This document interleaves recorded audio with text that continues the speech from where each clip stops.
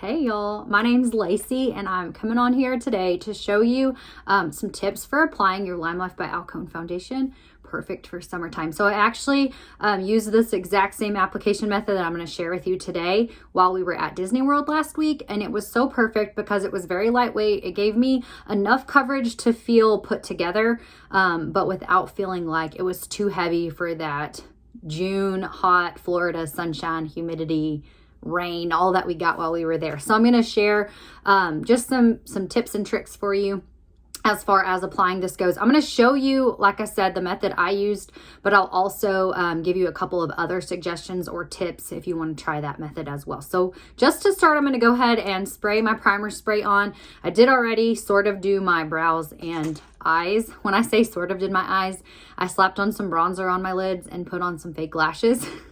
So I feel like that helps me look like I did more than I actually did. But let's do our primer. So I'm going to let that dry for just a second. And while I do, you can ignore my messy hair. It's going to be messy. I have nothing planned today other than working out here in a bit. I have my big bouncy blenderful because this has been dampened. Okay, so I wish I had just a dry blenderful beside it to show you. It's probably about that big in comparison. When it gets dampened, it gets really big and squishy. And so I ran this under water to get the entire sponge wet and then squeezed everything out. So now it is just damp, and that's what I'm going to use to apply the foundation. So this is my dirty needs to be cleaned palette. I probably should have cleaned it before I recorded this, but I didn't. This is my foundation and 2 concealer palette. And so we're going to go into the foundation in a moment with this. But before I do, now that my primer has dried, I'm going to combine my skin tone match concealer. This is concealer number 3 for me. And my brightener concealer, which is concealer 0. I'm going to just combine them on this flat foundation brush. I like to put a little bit right here because I do have some melasma left over from my last pregnancy in that area. It's lightening. I'm working on it with my skincare. It is lightening, but it's not all the way gone. So there, and then around my nose where I have some redness, I have a couple of maybe little spots I might need to conceal after, but we'll see how it goes. So that's all the concealer I'm going to do for now. I will come back and do concealer under my eyes just because that's my personal preference. But you can do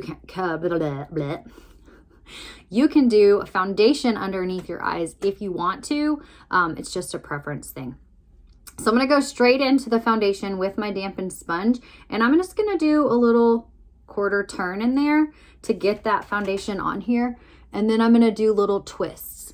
Now, a key when you're using a sponge and applying your foundation or anything you're applying with your sponge, if you do like bouncing or little twisting motions, it is a little better than pulling. When we're pulling, not only are we pulling on our skin, but we're also like putting the product here and then pulling it away. Okay, you get a better application if you kind of bounce or twist like you see me doing. Now, using the dampened sponge, I'm going to get a more sheer coverage than I typically would if this was dry. Because this foundation is designed to be more full coverage, using the dampened sponge is how you're getting a lightened up sheer look that may be more suitable for summertime and hot climates and just those days you want a lighter feeling. I will say this foundation to me, and it's designed to be this way, it feels skin-like anyways. Even when I put it on full coverage, it feels very light and skin-like. But I know when I'm in a situation where I'm going to be sweaty and hot and all that stuff, I like to lighten it up even a bit more. And so that's what this application method is meant to be. Plus, it feels actually really refreshing since this is dampened. It feels just really nice on your face. Okay, so I've kind of gotten both sides of my face. Now I'm going to go to my forehead. You can see where that is applying just so beautifully. Also, I am applying one of our newer shades. This is shade 27, which is sort of if you're familiar with LimeLife foundation at all, 27 is a little bit in between what we called Shinto 1 and Shinto 2.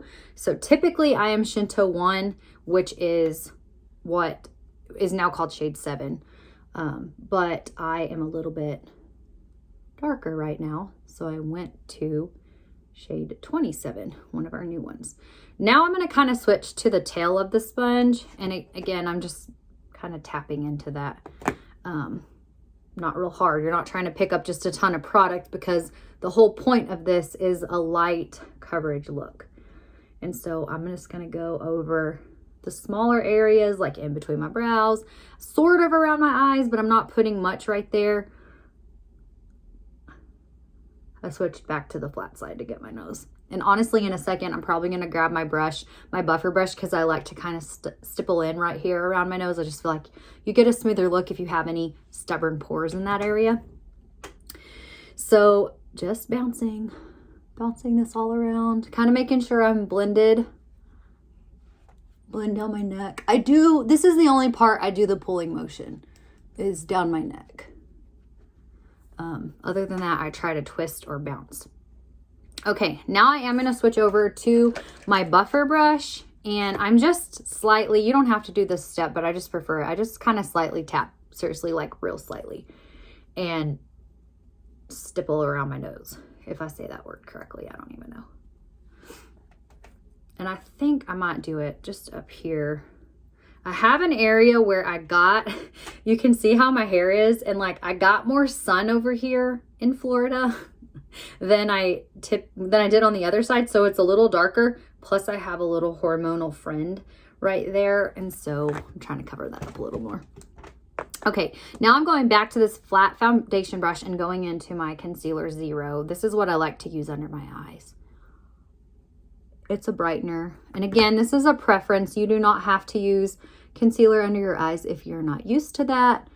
I prefer to work with a very thin layer of it. I just slightly tapped into that concealer, and that is all I'm going to put on there.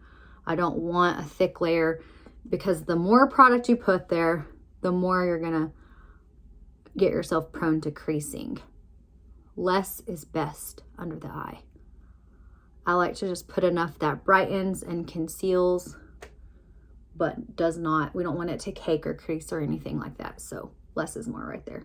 Then usually just out of habit, I put some brightener concealer on the tip of my nose. Okay, this is just a sponge that I have that is made for powder, so it's kind of a velour feeling, plus my Blenderful is wet at the moment, and you don't want to use the wet Blenderful in your powder. But I'm going to go into my translucent pressed powder right here and set this under eye, and probably even right here where I covered that melasma with concealer. In a moment, we'll set all over, but for now I'm just doing that. Side note, so this is really nifty. You cannot get these on my public site, but you can get them from your beauty guide. So like I could order it for you if you're one of my customers. I used this for our vacation. So it has my translucent powder. I took my HD colored powder, the brightener one, and my skin tone match, 2 blushes and a bronzer. And instead of taking these in like separated palettes, I decided to just plug them all into this one big palette. So literally I took my foundation palette and this one, and then I put the eyeshadows I wanted to take in this one. And that made for really easy packing. So that's why mine are all together. Oop, that's backwards. All together in this right now. All right, I'm going to dropped it. I'm going to take my small powder brush and just brush away that excess powder. I kind of let it sit for a second on purpose, and now we're going to brush it away. And now I'll probably, sometimes I just continue using this, but I'm going to grab my big powder brush, and we're going to just, again, with this translucent powder, just lightly set everywhere. I prefer to set my foundation. I feel like it helps it last longer. And I get actually a really long wear out of this. Okay, we're all set on that. I'm going to take my makeup rag. Anybody else have a makeup rag?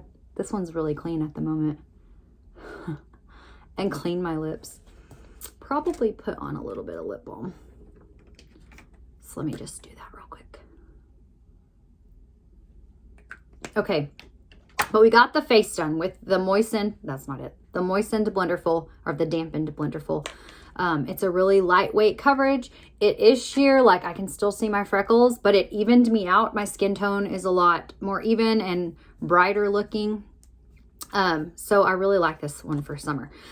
While I put on my bronzer and my blush to kind of finish out my look today, I'm going to tell you a few more things that are some really great tips for summer application with your makeup, with your LimeLife foundation. So another thing you can do, oh, hold on, bronzer first. Another thing that you can do is actually take a brush and scoop out the back, or with, I'm going to have to show y'all. Like I would grab a small eyeshadow brush, okay? And I'm going to take the end of it. And I could scoop out a little bit of foundation with the back of my brush and put it on the back of my hand, okay? Pretend like I did that. Then I could put a pump of my moisturizer into that, and I'm going to mix it all together on the back of my hand, and I could apply this, okay? Now, since we've already thinned it out or made it a lighter coverage by adding that moisturizer, I wouldn't use the dampened blender full at this point. Normally when I do this way, I take my finger and swipe that mixture around on my face and take my buffer brush or my diffuser brush, which is basically like this but much bigger and fatter, and I just buff it in, okay? So you're getting like a tinted moisturizer with that one. You can do the exact same theory, scooping out that foundation, put it on the back of your hand, put a pump of your facial sunscreen, which this one is actually a makeup primer, moisturizer, and facial sunscreen in one. It also has chicory root, which is anti-aging, so you get a lot of bang for your buck out of this one. But you can mix it together with your foundation and get yourself a tinted SPF moisturizer. So that's a couple of ways to lighten up your foundation look. And I really like multi-purposing my products. So I loved the fact that I could pack my one foundation, because on the airplane and stuff, I wanted to wear regular makeup.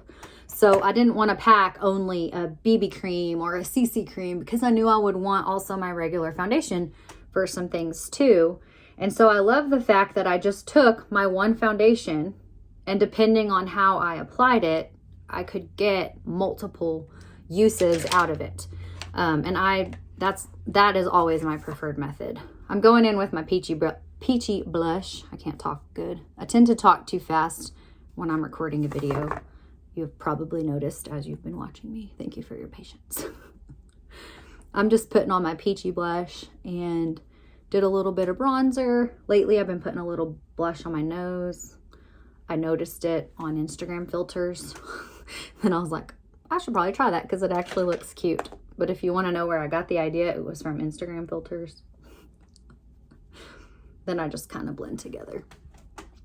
That is our lightened up look. Now I'm going to use Oil Strike setting spray. I tend to use Time Setter during every other portion of the year except for the extreme heat of the summer. Oil Strike is designed to give you matte coverage and lock in your foundation to wear for up to 16 hours. Well, the Time Setter, the one and it's designed to control your oil. So if you're super oily, you can actually use that setting spray as both your primer and your setting spray.